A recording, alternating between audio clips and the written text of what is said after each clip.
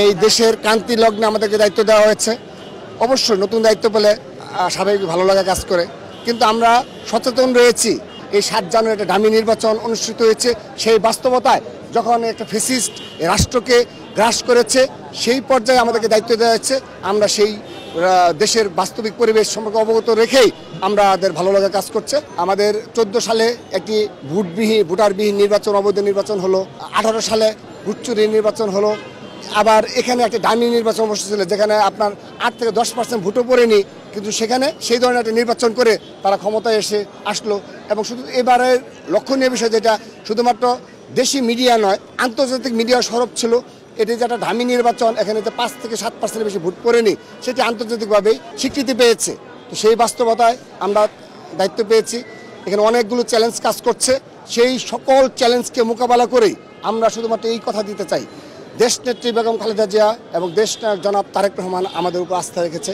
আমরা সকল চ্যালেঞ্জকে মোকাবেলা করে সেই আস্থার শতভাগ প্রতিদান ইনশাআল্লাহ আমরা দেব, সেই প্রতিজ্ঞা আমাদের রয়েছে।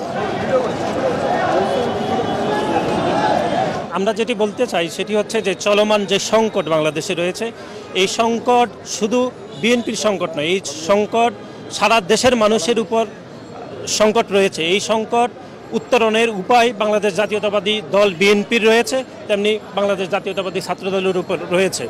আমরা সাধারণ শিক্ষার্থীদের অংশগ্রহণের মাধ্যমে বাংলাদেশ জাতীয়তাবাদী ছাত্রদল ঐক্যবদ্ধভাবে এই সরকারের বিরুদ্ধে চলমান যে আন্দোলন সেটিকে আরও বেগবান করতে চাই।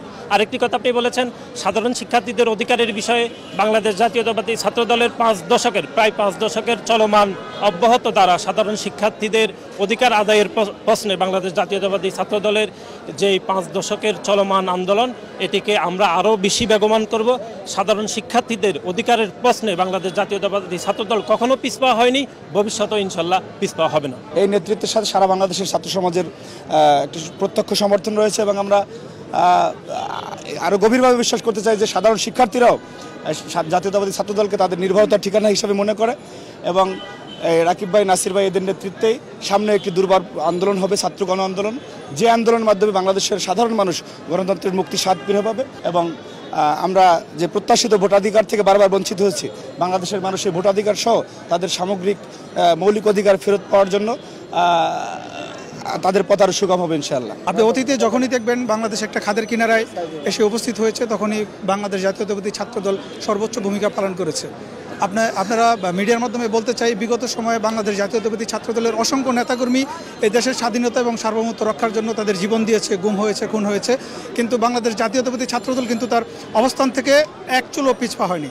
এবং আমরা মনে করি যে বাংলাদেশ জাতীয়তাবাদী ছাত্রদলকে আমরা যেভাবে ভ্যানগার্ড বলি এবং বাংলাদেশের ভ্যানগার্ড বলি এবং বাংলাদেশ জাতীয়তাবাদী দল বিএনপির ভ্যানগার্ড বলি, আমরা মনে করি যে বাংলাদেশ জাতীয়তাবাদী ছাত্রদল এবং আমাদের বর্তমান কমিটি সেই লক্ষ্যে কাজ করবে এবং সফল হবে ইনশাআল্লাহ।